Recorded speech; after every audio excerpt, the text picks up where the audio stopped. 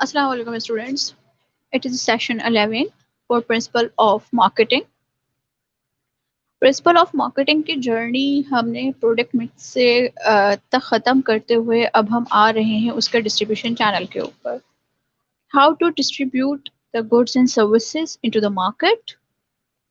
और इसी कॉन्टेक्स्ट में देखते हुए हमारा पूरा सेशन 11 जो है वो कंप्राइजेस है the place component of the marketing mix, channel of distribution, logistic, material. अब लॉजिस्टिक में क्या क्या मौजूद है आपके पास. आप बैकएंड सप्लाई चैनल भी इस्तेमाल कर रहे हैं और अपनी फिजिकल डिस्ट्रीब्यूशन की तरफ भी बात कर रहे हैं. मटेरियल्स मैनेजमेंट मौजूद है और फिजिकल डिस्ट्रीब्यूशन मौजूद है. नाउ मार्केटिंग चैनल्स हम किसको कह रहे हैं. A set of interdependent organizations that facilitate the transfer of ownership as products move from producer to business users or consumer.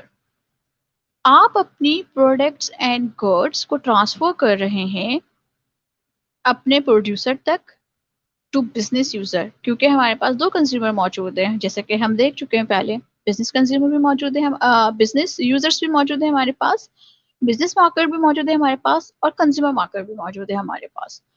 उन दोनों तक आपने क्या करनी है, अपने पास अपनी जो गुड्स एंड सर्विसेज हैं उनको ट्रांसफॉर्म करना है, उनको जो है ट्रांसफर करना है.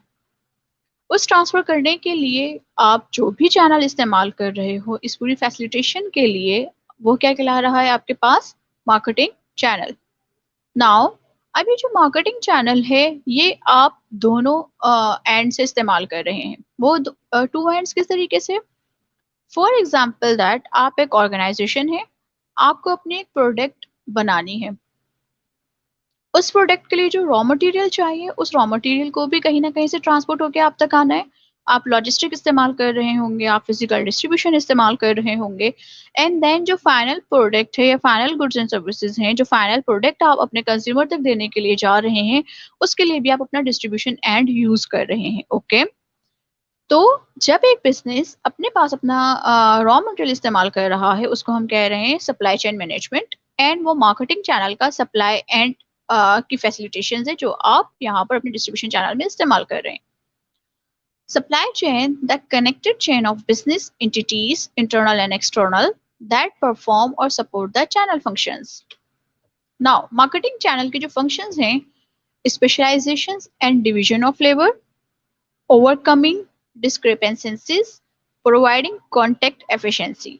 ये तीन जो है आपके पास क्या है, मार्केटिंग चैनल के फंक्शंस मौजूद हैं. यहाँ पर आप अपनी जो है कौन सा लेबर इस्तेमाल करोगे, उसकी स्पेशलाइजेशंस क्या होंगी और उसकी जो है स्किल्स जो है वो किस तरीके से आप अपने लेबर्स के स्किल्स इस्तेमाल कर रहे हो in the term of a distribution channel. तो ये आपके पास क्या बन जाएंगे, specialisation and the divisions of labour.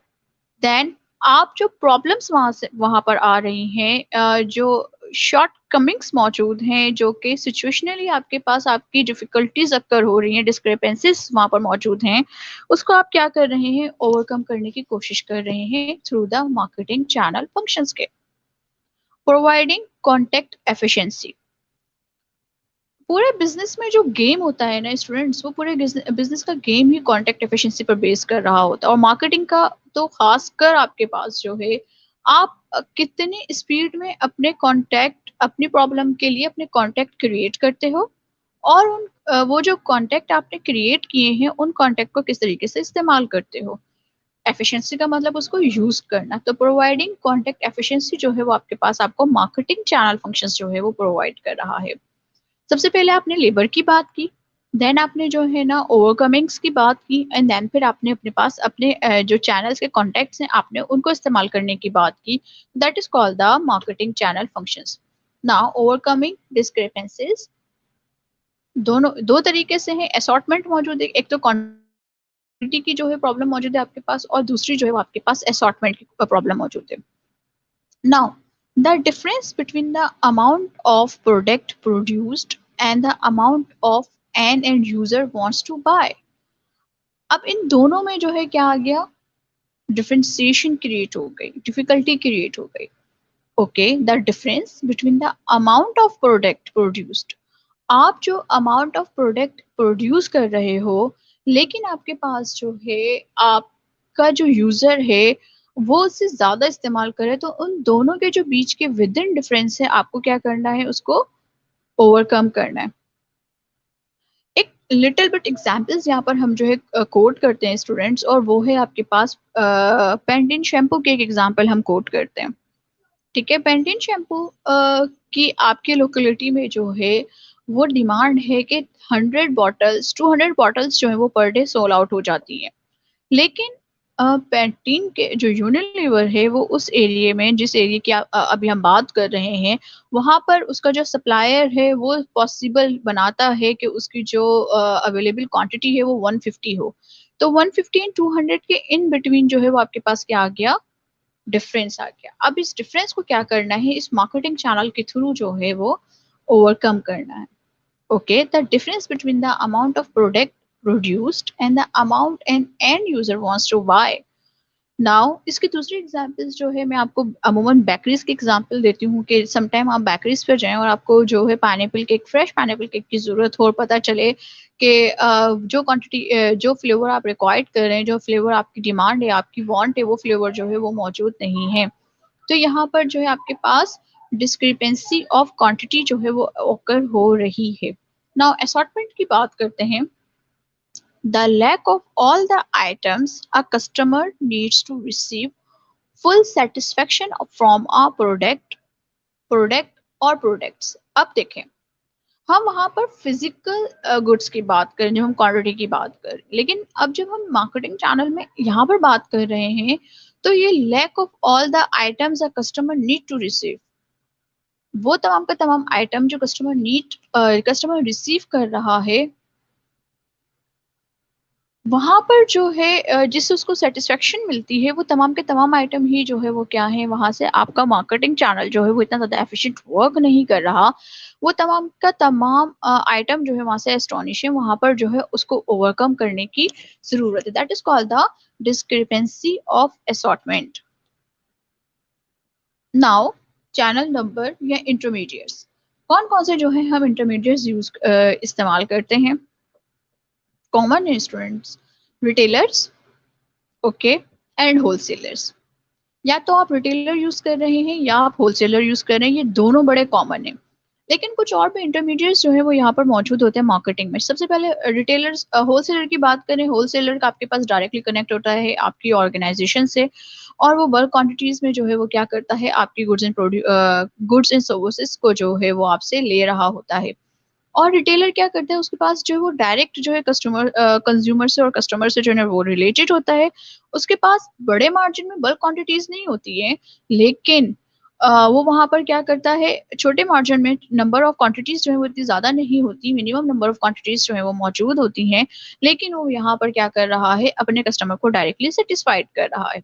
Retailer, organizations whose activities are directly towards sales to the final consumer, directly towards sales to the final consumer, that is called the retailer. Organization that sell to retailers or other wholesalers and or the businesses or institute for use in the conduct of business. Okay, वो अपना उस product के through अपने business को conduct करेंगे, वो इसके लिए क्या कर रहे हैं, वहां पर होलसेलर के वर्ड को इस्तेमाल करें। अब चैनल इंटरमीडिएट्स में जो है आपके पास क्या आ गए, रिटेलर्स आ गए, take title to the goods, okay, merchant and wholesalers आ गए, take title to the goods. यहाँ पर भी जो मर्चेंट एंड होलसेलर्स होते हैं वो गुड्स के टाइटल्स को इस्तेमाल कर रहे हैं और वो गुड के टाइटल्स को ले सकते हैं। Agent and brokers do not take the title to goods. Agent and brokers actually क्या कर रहे हैं, वेरियस प्रोडक्ट में या वेरियस ऑर्गेनाइजेशंस के साथ काम करते हुए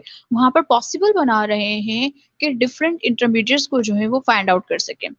जैसे कि आपने सदर मार्केट में या आपने अपने जो है नियर अबाउट मार्केट्स में जो है ऑब्जर्व किया होगा कि जो सेलुलर फोन शॉप्स होती हैं, फोन शॉप्स के ऊपर जो है क्यू मोबाइल लिखा हुआ है, क्यू मोबाइल का बैनर लगा हुआ है और वहां से नीचे लिखा हुआ है Nadeem electronics and Nadeem provider और नदीम रिटेलर्स। ओके, कभी आपने यूफोन का देखा होगा कि यूफोन, कभी वीवो आपने देखा होगा। अब वो क्या है, ये सब क्या है, एक्चुअली वो जो रिटेलर है वो क्या कर रहा है, गुड्स एंड सर्विसेज का नाम इस्तेमाल कर रहा है।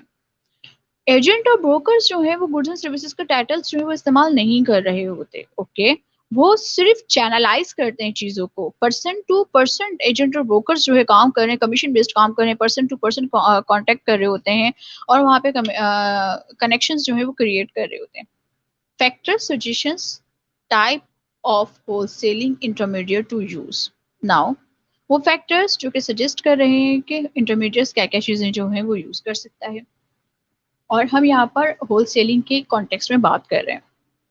प्रोडक्ट करेक्टरिस्टिक्स मौजूद है यहाँ पर, बायर कंसिडरेशंस मौजूद है और मार्केट करेक्टरिस्टिक्स मौजूद है यहाँ पर होलसेलिंग इंटरमीडिएट टू यूज की जब हम बात कर रहे हैं तो। प्रोडक्ट करेक्टरिस्टिक्स, एक होलसेलर जो है उसकी चॉइस होती है वो किस प्रोडक्ट में जो है वो जाना चाह रहा है। फिर वो बायर को कंसीडर कर रहा होता है कि एक्चुअली जो है कितनी मार्केटर्स या मार्केटिंग उस प्रोडक्ट की जो है वो डिमांड मौजूद है। That is called the market buyer consideration. And then जिस मार्केट में वो स्टैंड कर रहा है, क्या उस मार्केट में जो है उसकी स्टैंडिंग पोजीशंस जो हैं, मार्केट की जो करेक्टरिस्टिक्स है वो इस प्रोडक्ट के लिए फेवरेबल है या नहीं है। तो एक होलसेलर इन तीन चीजों को देखते हुए एक्चुअली डिसाइड कर रहा है कि वो किन फैक्टर्स के ऊपर जो है वो काम करेगा। प्रोडक्ट करेक्टरिस्टिक्स को देख रहा है, उसकी कंसिडरेशन पर मौजूद है, क्या बायर उस मार्केट में जो है आएगा, और फिर मार्केट की करेक्टरिस्टिक्स जो है वो क्या किस तरीके से जो है वो बिहेव करती हैं। इसीलिए आपने ऑब्जर्व किया होगा सर्राफा मार्केट बिल्कुल अलग होती है। आपके पास जो है टेक्सटाइल की जो बिजनेसेस होते हैं वो एक सेपरेट मार्केट में हो रहे होते हैं। आपके ग्रोसरी की जो बिजनेसेस होते हैं उसके लिए एक सेपरेट मार्केट होती है। अब होलसेलर ने एक्चुअली क्या किया हुआ है, प्रोडक्ट करेक्टरिस्टिक्स, मार्केट करेक्टरिस्टिक्स और बायर कंसिडरेशन, इन तीनों चीजों को जो है उसने देखा है कि वो किस तरीके से जो है कि कौन सा बिजनेस जो है वो किस मार्केट में सुटेबल है। चैनल ऑफ कंज्यूमर प्रोडक्ट, अब हम चैनल ऑफ कंज्यूमर प्रोडक्ट की बात करते हैं कि कंज्यूमर प्रोडक्ट के चैनल्स जो हैं वो कौन कौन से इस्तेमाल हो रहे हैं। डायरेक्ट चैनल, प्रोड्यूसर क्या कर रहा है, डायरेक्टली कंज्यूमर्स को जो है वो अवेलेबल बना रहा है, वो प्रोडक्ट उसकी अवेलेबिलिटी जो है वो क्रिएट कर रहा है। अगर बिल्कुल डायरेक्टली ऐसा हो रहा है तो that is called the direct channel. आप जो है गन्ने की शॉप पे जाके खड़े हो जहाँ से आपको गन्ने का जूस लेना है, that is called the direct channel. गन्ने वाले ने गन्ने का जूस बनाया, फौरन ही आपके हाथ में पकड़ा दिया। ये आपकी जो क्या है डायरेक्ट चैनलाइजेशन है। रिटेल चैनल्स, रिटेलर के थ्रू कंज्यूमर तक पहुंच रहा है। होलसेलर चैनल्स की बात करें तो आपके पास क्या है, थर्ड पार्टी भी इन्वॉल्व हो रही है जिसका नाम है होलसेलर। प्रोड्यूसर से पहले बल्क क्वांटिटी में होलसेलर के पास आएगा, होलसेलर से रिटेलर के पास आएगा एंड फाइनली कंज्यूमर के पास।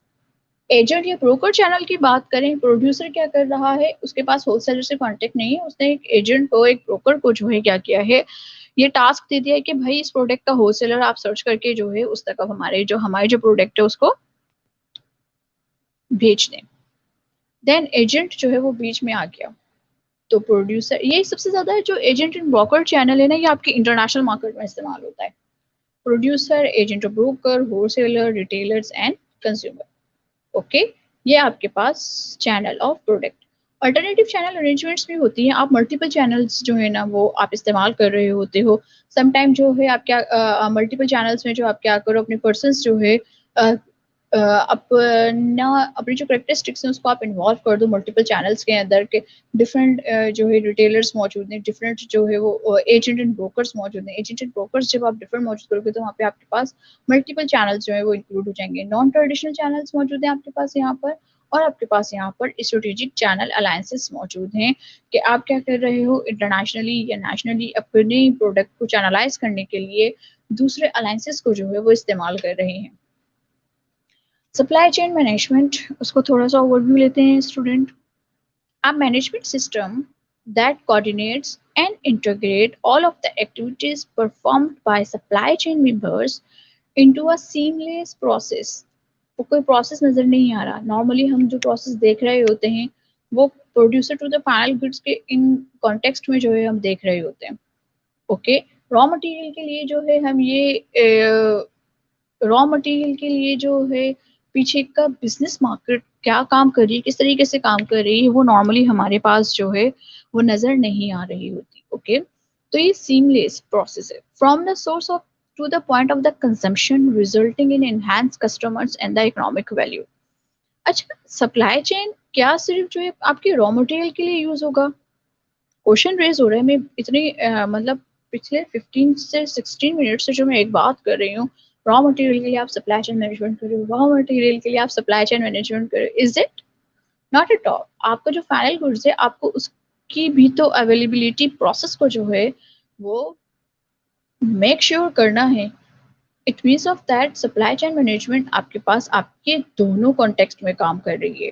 आपके बिजनेस मार्केट के कॉन्टेक्स्ट में भी काम कर रही है और आपके पास आपकी कंज्यूमर मार्केट के कॉन्टेक्स्ट में भी जो है वो काम कर रही है। Benefits of a supply chain management. Supply chain management के बेनिफिट्स क्या मिल रहे हैं हमें? Means of differentiation, reduce cost, greater supply chain flexibility, improve customer services and higher revenue। Supply chain के ये सारे के सारे जो है आपके पास बेनिफिट्स मौजूद, मीन्स ऑफ डिफरेंशिएशन जो है यहाँ पर मौजूद है कि जब आप अपने पास अपनी प्रोडक्ट को जो है ट्रांसपोर्ट करने की बात कर रहे हैं, अपनी प्रोडक्ट को जो है एक जगह से दूसरी जगह मूव करने की बात करें और आपकी सप्लाई चेन का चैनल जो है बहुत ज़्यादा स्ट्रॉन्ग है, तो वहाँ पर यूनिकनेस आ जाती है क्योंकि टाइम इज़ इम्पॉर्टेंट। ठीक है, आप जितनी जल्दी अवेलेबल बनाएंगे अपनी प्रोडक्ट को अपने कस्टमर के लिए, वहीं पर जो है ना आपके लिए क्या हो जाएगी, यूनिकनेस क्रिएट हो जाएगी। तो यहाँ मीन्स ऑफ डिफरेंशिएशन क्रिएट कर रहा है आपके पास आपका सप्लाई चेन, आपकी कॉस्ट रिड्यूस कर देता है। बहुत सारी चीज़ों की जो कॉस्ट है वो आपकी सप्लाई चेन के एक प्रॉपर चैनलाइजेशन होने की वजह से आप रिड्यूस होती है वहाँ पर आपकी cost. Greater supply chain flexibility, supply chain की फ्लेक्सिबिलिटी जो है वो भी आपके पास मैटर कर रही है कि आपका सप्लाई चेन जो है वो कितना फ्लेक्सिबल मौजूद है। कस्टमर सर्विसेज इंप्रूव हो रही हैं, ऑब्वियसली सी चीज़ें भी हम डिफरेंशिएशन की बात कर रहे थे, तो यहाँ पर जो है वही जो कस्टमर सर्विसेज हैं वो आपके पास आपके डिफरेंशिएशन पे बेस करती हैं। एंड देन आप क्या कर रहे हैं, हायर रेवेन्यू जो है वो जनरेट कर रहे हैं through the supply chain management. Channel strategies decision.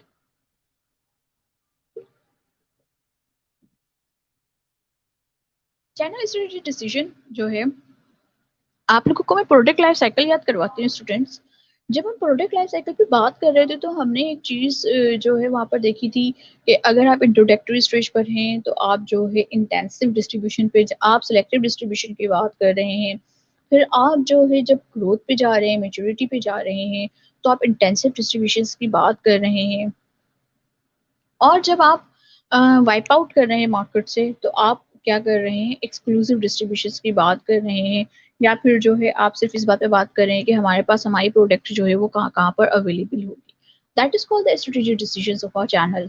Okay, distribution channel में जो है आप कौन कौन से स्ट्रेटेजीज इस्तेमाल करते हैं। Now, factor affecting channel choice. आप वो कौन कौन से फैक्टर्स जो है इफेक्ट कर रहे हैं आपकी चैनल चॉइस पे। लेवल ऑफ डिस्ट्रीब्यूशन इंटेंसिटी की बात करें स्टूडेंट्स, तो यहाँ पर आपके पास जो है तीन स्ट्रेटजीज मौजूद हैं जब आप डिस्ट्रीब्यूशन में बात कर रहे हो।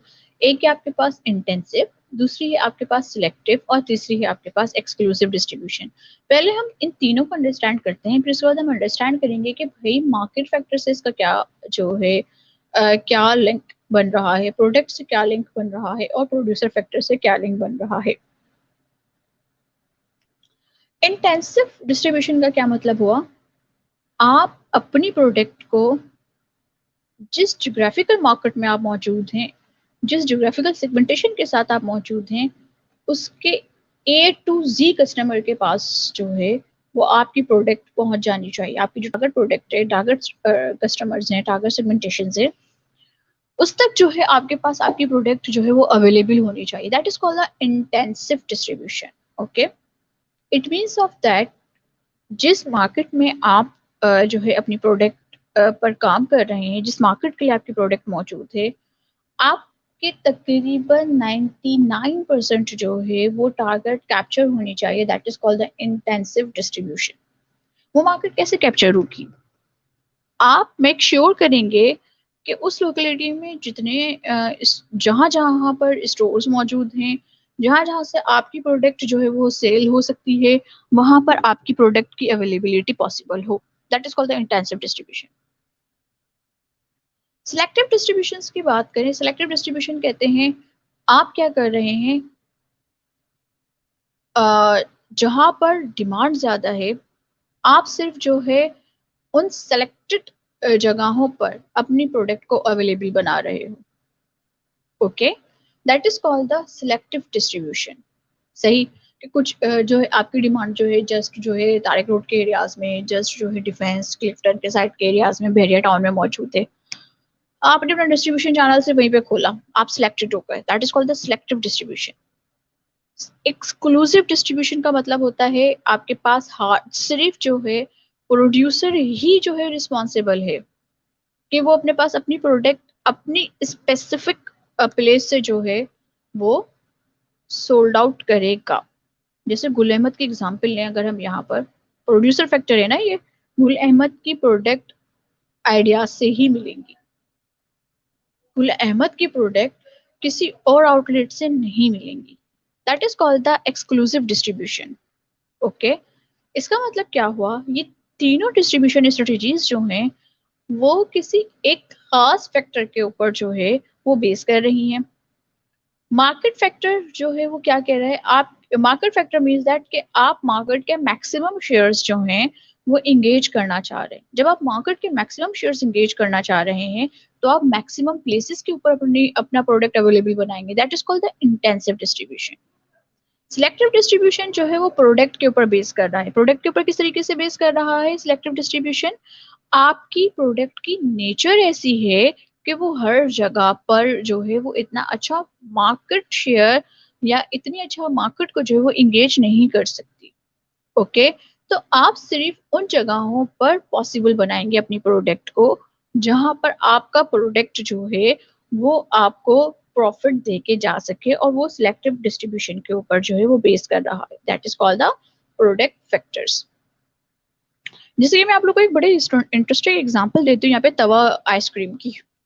That is a product factor. Selective distribution थी, जो आपके पास जो है इनोवेटर कस्टमर है, आपने इनोवेटर कस्टमर की मार्केट देखते हुए उस तवा आइसक्रीम को जो है उस इनोवेटिंग प्लेस पर ही, जहां पर आपके पास आपका इनोवेटर कस्टमर मौजूद है, सिर्फ आपने उसको वहां पर जो है वो इंट्रोड्यूस करवाया। प्रोड्यूसर फैक्टर्स की बात करें, that is called the exclusive distribution. जिससे कि मैं आइडियाज की आपको एग्जांपल दे चुकी हूँ। प्रोड्यूसर सिर्फ चाह रहा है कि वो खुद ही इसको जो है वो डिस्ट्रीब्यूट करे। That is called the exclusive distribution. Now market factors that affect channel choice. Channel choice, आप चैनल किस तरीके से जो आप चूज करेंगे, इंटेंसिव पे जाएंगे, आप जो है एक्सक्लूसिव पे जाएंगे, सिलेक्टिव पे जाएंगे। कस्टमर प्रोफाइल, कस्टमर की प्रोफाइल क्या है, सबसे पहले जो है ना आपके पास आपका ये फैक्टर जो है वो आपको इन्फ्लुएंस कर रहा है। कंज्यूमर और इंडस्ट्रियल कस्टमर, आपकी कस्टमर की टाइप कौन सी है, आप यहाँ पर ये देख रहे हो। जो प्रोडक्ट आप जो है मार्केट में लेकर आ रहे हो, उस प्रोडक्ट के जो है मार्केट की साइज क्या है, उस प्रोडक्ट का मार्केट का साइज जो है वो किस किस हिसाब से जो है शेयर कर रहा होता है कंप्लीट मार्केट को, कि उसकी गुड्स की जो क्वांटिटी, गुड्स की जो क्वालिटी होगी या गुड्स की जो करेक्टरिस्टिक्स होंगे, वो करेक्टरिस्टिक्स जो है वो साइज ऑफ मार्केट को डिसाइड कर रहे हैं, डिस्क्राइब कर रहे हैं। एंड देन फिर आप जोग्राफिक लोकेशंस की बात कर रहे हो कि कौन सी जो है लोकेशंस जो है वो आपके पास मार्केट के फैक्टर के ऊपर के कौन से लोकेशंस जो हैं वो आपके पास आपकी प्रोडक्ट के लिए जो है वो बेस्ट है। और देन फिर उसके बाद जो है आप अपना मार्केट चैनल जब देख रहे हो तो वो उस जोग्राफिकल लोकेशंस को देखते हुए आप वहां पर सेट कर रहे हो अपने पास अपने चैनल्स को। तो मार्केट फैक्टर्स आपके पास जो चॉइसेस जो आप स्ट्रेटजीज इस्तेमाल कर रहे हो, कस्टमर प्रोफाइल इंपॉर्टेंट है, कंज्यूमर इंडस्ट्रियल कस्टमर के कौन से प्रोडक्ट है आपके पास, आपका साइज ऑफ मार्केट क्या है आपकी, और देन फिर उसके बाद जो है आप अपने ज्योग्राफिकल लोकेशंस को डिस्कस कर रहे हो। देन ये जो आप मार्केट फैक्टर मतलब ये आपके पास क्या है, चैनल चॉइस है। तो चैनल चॉइस के ये आपके पास मार्केट फैक्टर्स है कि ये मार्केट फैक्टर्स के ऊपर जो है आप डिस्कस कर रहे हो। यही चैनल चॉइस जो है आप प्रोडक्ट फैक्टर में देखोगे कि आपकी प्रोडक्ट की जो प्रोडक्ट के ऊपर वो कौन कौन से फैक्टर्स हैं जो कि यहाँ पर क्या कर रहे हैं, इन्फ्लुएंस करें? Product complexity, product price, product standardisations, product life cycle and product delicacy. ये तमाम की तमाम चीजें जो है आप क्या कर रहे हैं, प्रोडक्ट के फैक्टर में कंसीडर कर रहे हैं। आपका प्रोडक्ट कितना कॉम्प्लेक्स है, वो प्रोडक्ट कॉम्प्लेक्सिटी को जो है वो क्या कर रहा है यहाँ पर एक्सप्लेन कर रहा है। उस प्रोडक्ट की प्राइस क्या है, क्या उसकी प्राइस इतनी अफोर्डेबल है कि आप जोग्राफिकली जो है उसको एक्सपैंड कर दो, आप जो है इंटेंसिव डिस्ट्रीब्यूशन करते हुए उस प्रोडक्ट को हर जगह पर जो है अवेलेबल बनाओ। तो वो प्रोडक्ट प्राइस जो है वो डिसाइड कर रहा है आपके पास आपका चैनल और चॉइस ऑफ चैनल को। प्रोडक्ट स्टैंडर्डाइजेशन की बात कर रहे हैं अब यहाँ पर कि प्रोडक्ट की जो है स्पेशलिटी क्या है, प्रोडक्ट स्टैंडर्डाइजेशन क्या है, आप उसकी बात करें। अगर आपका प्रोडक्ट लाइफ साइकिल जो है बहुत ज़्यादा स्मॉल है, श्रिंक ज़्यादा नहीं, बहुत जल्दी श्रिंक हो जाएगा, वो एक्सपेंड जल्दी नहीं हो सकता, तो आप वहाँ पर क्या कर रहे हैं, अपने पास ये डिसाइड कर रहे हैं कि आपको क्या मास चैनल के ऊपर जाना है कि हर जगह पर जो है आपकी प्रोडक्ट, क्योंकि लाइफ साइकिल कम है इसका, तो जल्दी मार्केट में आएगी और जल्दी जो है वो क्या हो जाएगी, मार्केट से ख़त्म हो जाएगी। तो उसको जो है आप क्या करें, फॉर एंड वाइड फैला दें। एंड दैन पे प्रोडक्ट डेलिकेसी की बात करते हैं कि एक्चुअली करेक्टरिस्टिक्स जो है वो किस तरीके से प्रोडक्ट की जो है उस इन्फ्लुएंस कर रही है आपके पास आपकी चॉइसेस के ऊपर। नाउ अब हम थर्ड फैक्टर की बात कर रहे हैं और वो है आपके पास आपका प्रोड्यूसर फैक्टर। प्रोड्यूसर फैक्टर जब हम बात कर रहे हैं तो प्रोड्यूसर के रिसोर्सेस हम यहाँ पर जो है देख रहे हैं कि प्रोड्यूसर किस तरह के, किस मार्केट चैनल के लिए किस टाइप के जो रिसोर्सेज वो इस्तेमाल कर रहा है, नंबर ऑफ प्रोडक्ट लाइंस क्या हैं और डिज़ायर फॉर चैनल कंट्रोल क्या है। सबसे ज़्यादा इंपॉर्टेंट अगर हम बात करें तो यहाँ पर डिज़ायर फॉर चैनल कंट्रोल ही है, क्योंकि जैसे कि हम गुल अहमद की जब हम यहाँ पर एग्जाम्पल ले रहे हैं तो उनकी क्या है, उनकी चॉइस क्या होती है, उनकी चॉइस ये है कि उनकी प्रोडक्ट इतनी यूनिक है कि उनके ऑलरेडी जो प्लान किए हुए प्रोड्यूसर्स हैं, सिर्फ वो ही उसको क्या करें, डिस्ट्रीब्यूट करें। तो that is called the desire for channel control. Producer factors में जो है वो आपके पास क्या है, ये तीनों चीजें जो है यहाँ पर कंसीडर की जा रही हैं कि प्रोड्यूसर के अपने रिसोर्सेज क्या है, क्या प्रोड्यूसर्स जो हैं आउट मतलब उस चैनल को आउटसोर्स कर सकता है या अपने बिहाफ पर वो अपनी प्रोडक्ट को जो है वो डिस्ट्रीब्यूट करे। अगर हम गुल अहमद की बात करें तो वो अपने बिहाफ पे डिस्ट्रीब्यूट कर रहा है, इसका मतलब है उसके रिसोर्सेज जो हैं वो वहां पर उसको हेल्पिंग हैंड दे रहे हैं। उसकी प्रोडक्ट लाइंस देख लें आप, गुल अहमद की प्रोडक्ट लाइंस अगर आप देखें तो इनकी प्रोडक्ट लाइन में बेताशा चीजें जो है वो शामिल हैं। तो प्रोडक्ट लाइन जो है इनकी इंक्रीज है, इसका मतलब क्या हुआ, आइटम्स बहुत ज्यादा हैं। तो प्रोडक्ट लाइंस जो है वो बात करें, फिर डिजायर ऑफ चैनल कंट्रोल की बात कर रहे हैं कि आप जो है गुल अहमद जो है वो किस तरीके से जो है डिजायर्ड कंट्रोल किस तरीके से जो है वो कर रहा है अपने पास अपनी प्रोडक्ट को। Now level of distribution intensity, intensive distribution पे बात कर रहे हैं आप, सिलेक्टिव डिस्ट्रीब्यूशन पे बात कर रहे हैं आप, या एक्सक्लूसिव डिस्ट्रीब्यूशन पे बात कर रहे हैं आप। इंटेंसिव क्या कर रहे हैं, जैसे कि हमने अंडरस्टैंड किया, अ form of distribution aimed at having product available in every outlet. For and wide outlet में क्या हो, आपके पास आपकी प्रोडक्ट अवेलेबिलिटी मौजूद हो। सिलेक्टिव में आप बात कर रहे हैं, a form of distribution achieve by screening dealers to eliminate all but a few in any single area. वो अपने तमाम डिस्ट्रीब्यूटर्स को नहीं लेके जा रहे, वो सिलेक्टेड डीलर्स को जो है वो वहां पर सिलेक्ट कर रहे हैं। एक्सक्लूसिव की आप बात करें तो एक्सक्लूसिव में आप बात करें, आप form of distribution that establish one और a few dealer with in a given area. सही, वन ले रहे हैं या बहुत कम डीलर्स जो हैं आप वहां पर अपनी प्रोडक्ट को चैनल करने के लिए इस्तेमाल कर रहे हैं। Now channel leadership, channel conflicts and channel partnering. Channel power control, channel power control and leadership, channel relationship energy की बात करें स्टूडेंट्स यहाँ पर हम, कि चैनल रिलेशनशिप एनर्जी मतलब किस तरीके से हम जो है तमाम के तमाम फैक्टर्स को एक जगह पर जो है सैनिटाइज करते हैं। Channel power control and leadership, okay, channel partnering and then conflicts. Horizontal conflicts हैं आपके पास और आपके वर्टिकल कॉन्फ्लिक्ट्स मौजूद हैं। चलिए जी, लॉजिस्टिक इंफॉर्मेशन सिस्टम। आप जब अपनी लॉजिस्टिक की बात कर रहे हैं, अपनी प्रोडक्ट को आपने क्या करना है ट्रांसपोर्ट करना है तो अपना कौन सा लॉजिस्टिक सिस्टम जो है वो इस्तेमाल करें। Now sourcing and procurement, product scheduling, order processing, inventory control and transportation.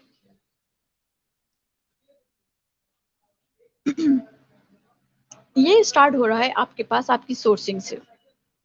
Okay, supply chain team जो है वो इस पूरे प्रोसेस को जो है वो क्या करती है, फॉलो करती है, और आपका पूरा सप्लाई चेन का जो कोर्स है वो पूरा सप्लाई चेन का कोर्स जो है इन्हीं स्टेप्स के ऊपर क्या करता है, बेस कर रहा होता है।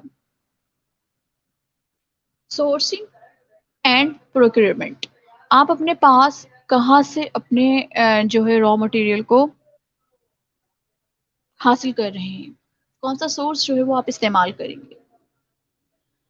फिर आप जो है अपनी प्रोडक्शन को शेड्यूल कर रहे हो, किस टाइम किस प्रोडक्ट की ज़रूरत है, उसकी जो है जो आपका आफ्टरवर्ड जो कंट्रोल है इन्वेंट्री कंट्रोल का है, उससे पहले अपने इन्वेंट्री कंट्रोल को जो है डिक्रीज होने से पहले पहले आप क्या करें, अपनी प्रोडक्शन को शेड्यूल कर दें, that is called the production scheduling.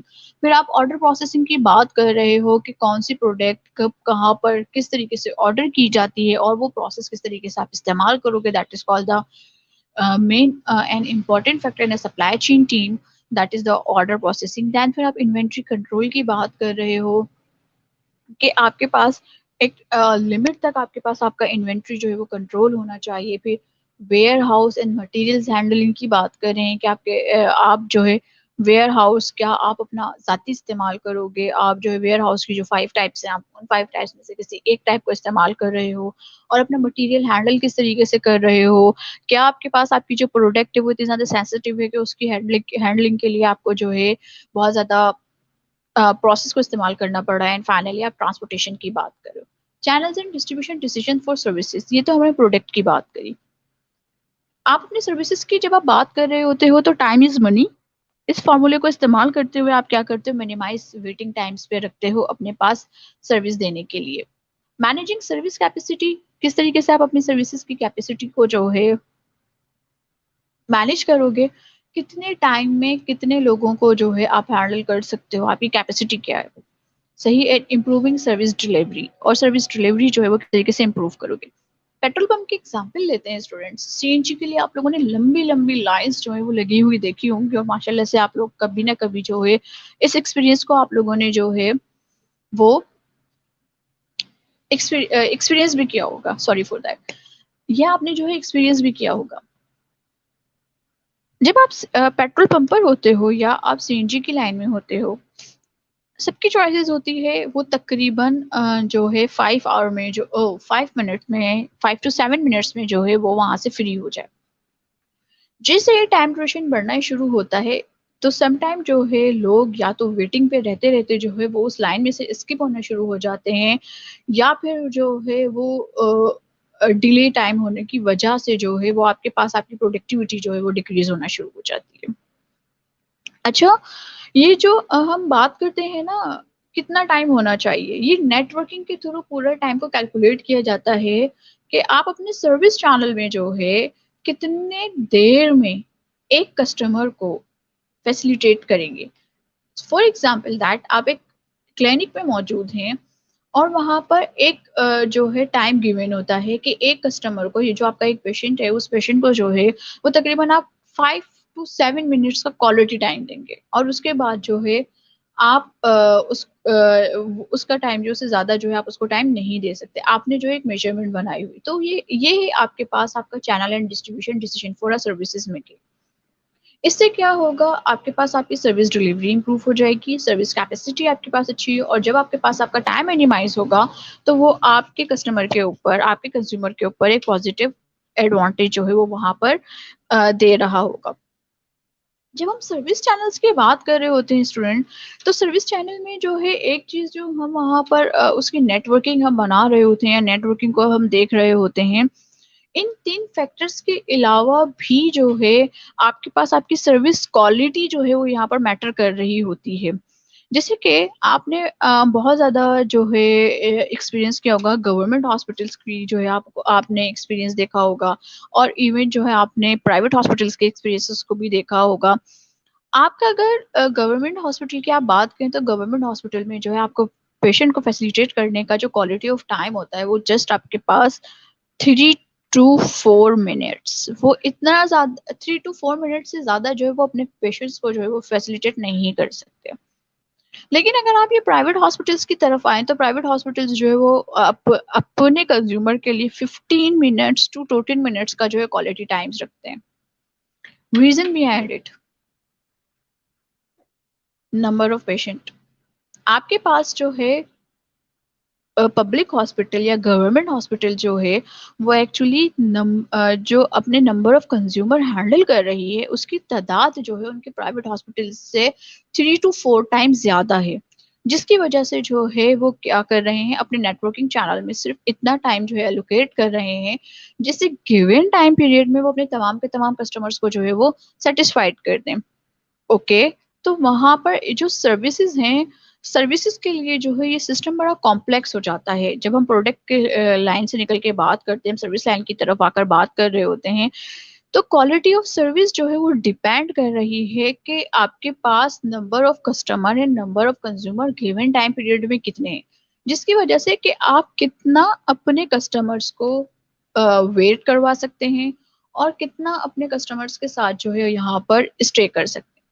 फिर अपनी कैपेसिटी किस तरीके से, सर्विस कैपेसिटी किस तरीके से जो है वो आप मैनेज करेंगे। हो सकता है ओवरहाउलिंग की वजह से जो है आपका पूरा प्रोसेस जो है वो शट डाउन हो जाए किसी ना किसी वे में जाते हुए।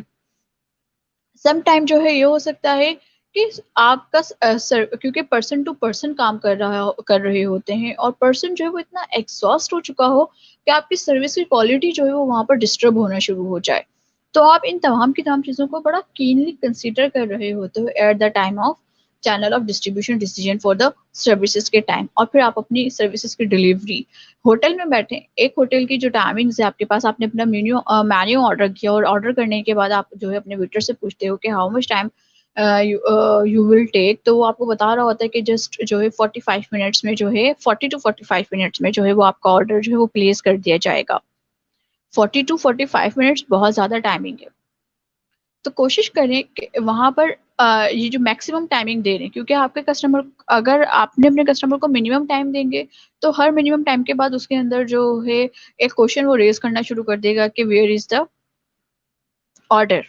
वहाँ पर उसका जो ऑप्टिमम लेवल है, वेटिंग का ऑप्टिमम लेवल है, वो वेटिंग ऑप्टिमम लेवल जो है वो आपके पास वहाँ पे आके डाउन हो जाएगा। तो इस चीज़ को क्या करते हैं आप इम्प्रूव करने की कोशिश करते हैं कि आप अपनी सैलरी डिलीवरी सर्विसेज की डिलीवरी टाइमिंग्स जो है वो इम्प्रूव करें। नाउ स्टूडेंट्स, ये जो था आपके पास आपके चैनल ऑफ डिस्ट्रीब्यूशन का जो है एक ओवरव्यू था कि आप मार्केटिंग में जो है अपने चैनल ऑफ डिस्ट्रीब्यूशन किस तरीके से जो है डिस्कस कर रहे होते हो।